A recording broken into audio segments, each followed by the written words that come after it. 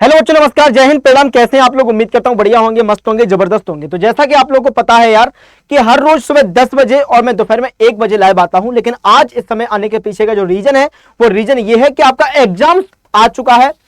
UPSC net 2025 का जो exam है ये आपका आ चुका है। अब इस एग्जाम्स में आप लोगों को किस किस चीजों का ध्यान रखना है, क्या क्या चीजों को आपके एग्जाम्स के दौरान लेके जाना चाहिए। अगर इन चीजों को लेके नहीं गए तो हो सकता है कि आपको एग्जाम्स के दौरान बैठने ना दिया जाए या फिर आपको एग्जाम्स के दौरान एंट्री ना मिले। तो उम्मीद करता हूं कि ये वीडियो बहुत ही छोटी रखूंगा मैं, लेकिन ये आपकी बहुत ही महत्वपूर्ण जरूर वीडियो रहने वाली है। तो दोस्त, आज का जो विषय है वो विषय आपका यही है कि यूपीएससी नेट 2025 के एग्जाम सेंटर में किन किन चीजों को लेकर जाना चाहिए। आइए इसको स्टार्ट करते हैं। सबसे पहले तो भाई जरूरी जो चीजें होती हैं उनको मैं यहां पे बनाने के लिए आया हूं कि परीक्षा हॉल में प्रवेश करते समय किसी भी परेशानी से बचने के लिए सभी दस्तावेजों को हाथ में रखना सबसे महत्वपूर्ण होता है। नीचे उन चीजों की सूची दी गई है जिन्हें आपको अपने साथ ले जाना चाहिए। यानी कि जैसे हम किसी एग्जाम सेंटर में जाते हैं तो यार जितने भी डॉक्यूमेंट्स आप लेके गए हैं, चाहे आपका वो आधार कार्ड हो, चाहे आपके फोटोकॉपी हो, चाहे आपका एडमिट कार्ड हो, उन चीजों को हाथ में पकड़ लो, ज्यादा बढ़िया रहेगा, क्योंकि चेकिंग के दौरान फिर आपको ज्यादा टाइम वेस्ट नहीं करना पड़ेगा। ओके, चलो स्टार्ट करते हैं।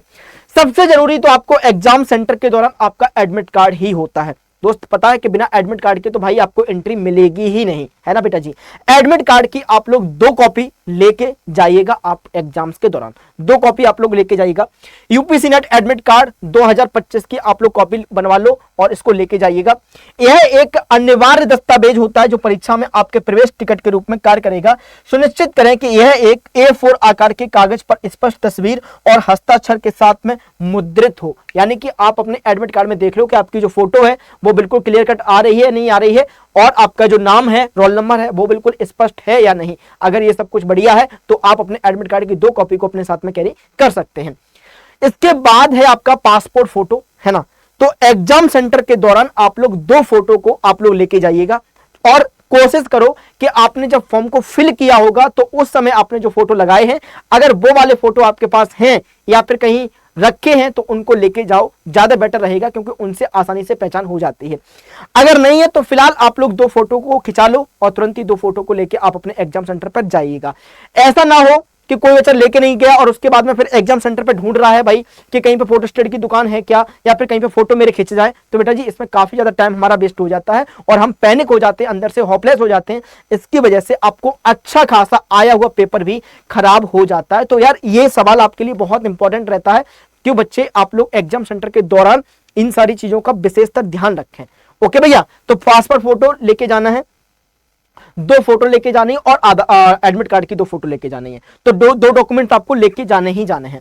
इसके अलावा तीसरा है आपका भाई आपकी आइडेंटिटी कार्ड। तीसरा है आपका identity card. Admit card photo के साथ साथ आपका आधार कार्ड भी होना बहुत जरूरी है। आपके पास आधार कार्ड है, आपके पास में अगर वोटर कार्ड है, आपके पास में अगर ड्राइविंग लाइसेंस है, तो इनमें से कोई एक कैरी आप लोग कर सकते हो। क्या सर फोटोस्टेट लेके जानी है, ओरिजिनल लेके जानी है? दोस्त, आप ओरिजिनल लेके जाओ, कोई दिक्कत वाली बात नहीं है। ओरिजिनल आप लोग लेके जाइएगा तो वहां पर आपको बिल्कुल भी कोई भी प्रॉब्लम्स फेस करने को नहीं मिलेगी। आपकी आसानी से जांच हो जाएगी और आप लोग आसानी से अपने सेंटर पर पहुंच जाएंगे और बेटर कर पाएंगे एग्जाम्स में। ओके, तो 3 चीजें आप लोगों को मैंने बताई कि 3 चीजों का विशेषतर आपको ध्यान रखना ही पड़ेगा। ओके बेटा जी, चलेगा। अब बढ़ते हैं आगे की तरफ। आगे है आपका क्लॉथिंग के बारे में। बहुत सारे बच्चों को मैंने हालांकि वीडियो बना दी थी ड्रेस कोड के ऊपर, लेकिन अगर फिर भी किसी बच्चे ने ड्रेस कोड के ऊपर वीडियो नहीं देखी है तो मैं एक वीडियो को दोबारा फिर से अपलोड कर देता हूं कि यह वीडियो आपके लिए बहुत महत्वपूर्ण रहने वाली है कि भाई एग्जाम्स के दौरान आपको किन किन चीजों का ध्यान रखना चाहिए, कैसे कपड़े पहन के जाने चाहिए। देखो दोस्त, कपड़ों की अगर मैं बात करता हूं तो यार हल्के रंग की आधी आस्तीन वाली शर्ट पहने, बड़े बटन, ब्रॉच, बैच या किसी भी सजावटी विशेषता वाले कपड़ों से दूर रहें, है ना। ऐसा नहीं कि हम ब्लेजर डाल के जा रहे हैं या फिर हम लोग बहुत शर्ट कुछ इस तरीके से पहन के जा रहे हैं जिसमें बहुत बड़े बड़े बटन हैं, है ना। तो इस तरीके से मैंने आपको पिछली वीडियो में भी बताई थी यार, हम लोग एग्जाम देने जा रहे हैं भाई, कहीं किसी रिश्तेदारी में नहीं जा रहे हैं। तो प्लीज यार आप लोग कोशिश करो कि बहुत ही कोई लाइट कलर की टी शर्ट हो जिसमें कोई भी छापा ना हो और हाफ हो, तो आप इसको पहन के जाइएगा। आप बहुत ही आसानी से अपने एग्जाम्स में चले जाएंगे। अगर मैं बात करता हूं ट्राउजर्स की, तो दोस्त इस तरीके का कोई भी ट्राउजर्स आप लोग नहीं पहने तो ज्यादा बेटर रहेगा। ये यार छपरी टाइप के ट्राउजर्स मत पहनिएगा, नॉर्मल कोई लोअर ले लो, नॉर्मल कोई लोवर ले लो जिसमें चेन कम हो, जिसमें पॉकेट्स कम हो, इस तरीके से आप लोग बिल्कुल जा सकते हैं। साधारण पतलून यहाँ पे पैंट चुने, कार्गो पैंट या कई जेबों वाली किसी भी पोशाक से आप लोग बचें।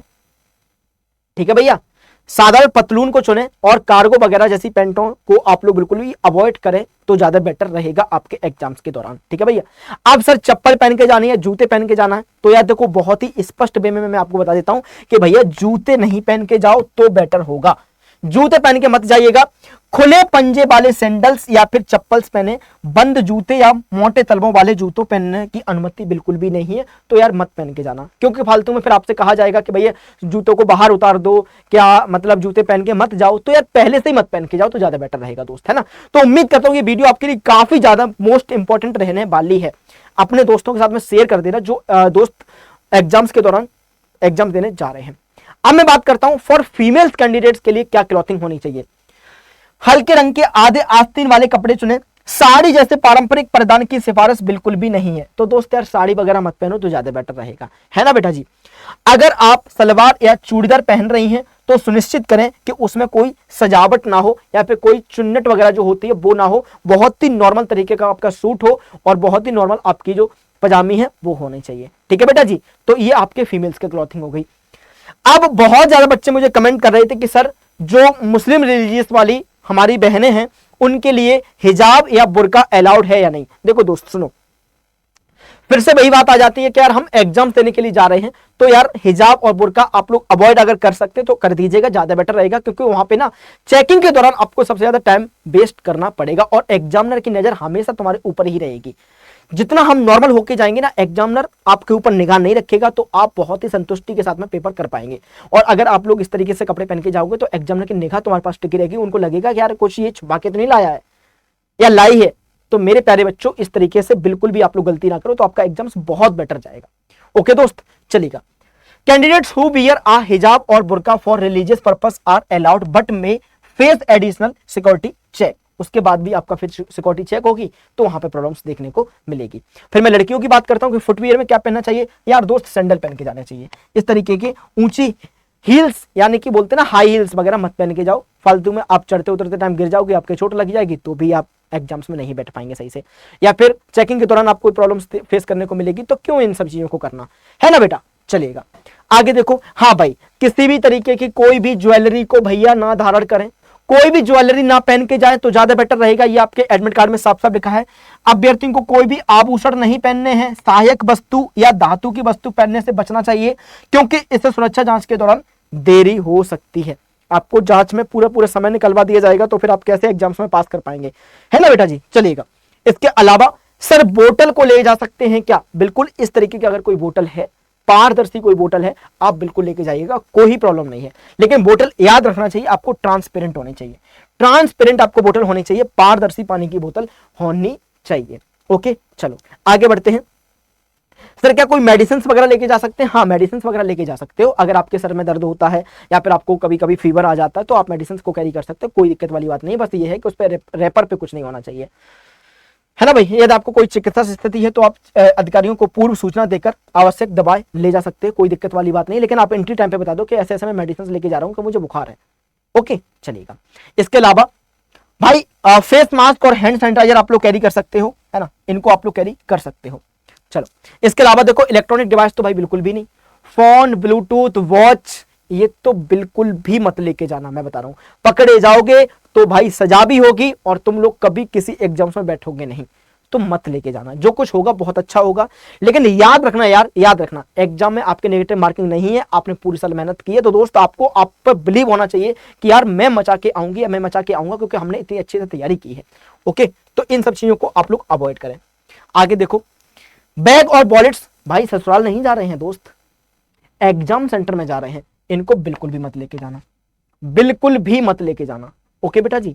चलो आगे देखो, फूड आइटम्स, एग्जाम देने जा रहे हैं यार, डेट पे नहीं जा रहे हैं, डिनर करने नहीं जा रहे हैं, तो फूड आइटम्स बिल्कुल भी लेके नहीं जाने हैं। ओके भैया, समझ में आया डियर।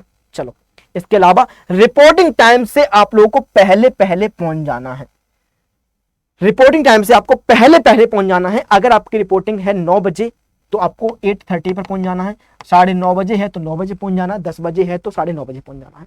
ठीक है बेटा जी, यानी कि रिपोर्टिंग टाइम से आपको पहले पहुंच जाना है आपको एग्जाम सेंटर पर। ओके दोस्त, फिशिंग प्रोसेस क्या होती है, तलाशी प्रक्रिया क्या होती है, पूरी सुरक्षा जांच के लिए तैयार रहें। प्रक्रिया को आसान बनाने के लिए कृपया कर्मचारियों के साथ सहयोग करें। अब कैसे सहयोग करें, ऐसा नहीं है कि तुम भी चेकअप करने लगे अपने साथियों के, क्योंकि यहाँ पे लिखा है तलाशी प्रक्रिया में सहयोग दें। नहीं, मतलब ये है कि भाई आप बिल्कुल प्रॉपर पहन के जाओगे, है ना भाई, यानी कि हाफ टी शर्ट पहन के जाओगे, लोअर पहन के जाओगे, डॉक्यूमेंट्स को हाथ में रखोगे, तो एग्जामिनर यानी कि जो चेकिंग करने वाले हैं वो तुमको देखेंगे कि ठीक है चलो जाओ।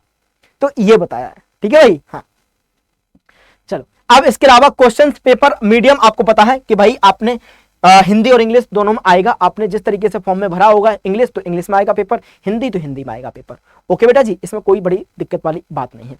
आगे देखो यार, आंसर शीट प्रोटोकॉल आपको पता ही है कि भाई आंसर शीट प्रोटोकॉल में जो आपके एग्जामिनर ड्यूटी के दौरान करेगा उसको आप लोग करने देना, कोई दिक्कत वाली बात नहीं है। और ज्यादा से ज्यादा कोशिश करना कि अपने सवालों को सही टाइम पर फिनिश कर लिया जाए। ओके, तो यार ये थी, मैंने बहुत ही शॉर्ट वे में आपको ये पूरी इंफॉर्मेशन दी है। उम्मीद करता हूं कि आपको ये इंफॉर्मेशन बहुत ही अच्छे से समझ में आई होगी। लेकिन अगर कोई बच्चा अभी भी डरा हुआ है कि एग्जाम्स में तैयारी नहीं सही हो पाई है, तो दोस्त मैंने आज एक आपको वीडियो बनाई है वन शॉट बायोलॉजी की। तो उम्मीद करता हूं कि ये वन शॉट वाली वीडियो को आप लोग प्रॉपर देख के जाओ। ओके बच्चों, और इसके अलावा बेटा सभी बच्चों को बहुत बहुत ज्यादा बधाइयां and best of luck. Best of luck दोस्त, है ना, आपने पूरी साथ मेहनत की है, आपका रिजल्ट बहुत अच्छा होगा। Thank you so much and love you to all बच्चों, लव यू टू ऑल। ये वीडियो अपने सभी दोस्तों को शेयर करके जाएं और मुझे कमेंट करके बताएं कि सर एग्जाम्स में देने के लिए जा रहा हूं, बस आपका साथ चाहिए। ओके, जाओ।